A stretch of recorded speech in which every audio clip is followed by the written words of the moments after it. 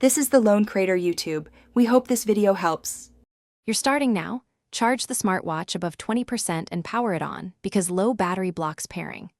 Once done, enable Bluetooth on your phone and turn on location if the system asks, since some phones require it to scan. Open the official companion app, don't rely on generic settings, and tap Add Device or Pair. Put the watch into pairing mode by following its prompt. You'll usually hold a side button or tap the screen until a Bluetooth symbol appears. Now you'll scan and accept. Use the app scanner or your phone's Bluetooth list to find the watch name, then tap it to start pairing.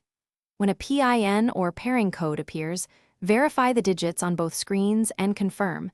This prevents connecting to the wrong device.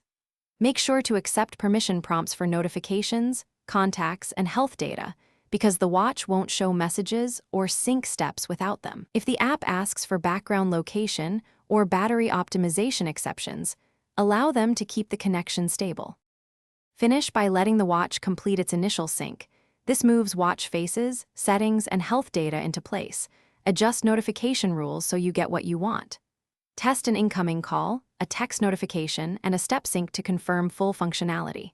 If something fails, first restart both watch and phone, then try pairing again. If pairing still fails, unpair and reset the watch to factory settings, then repeat the steps. This clears corrupted pair data. Thanks for watching. Consider subscribing if we helped you.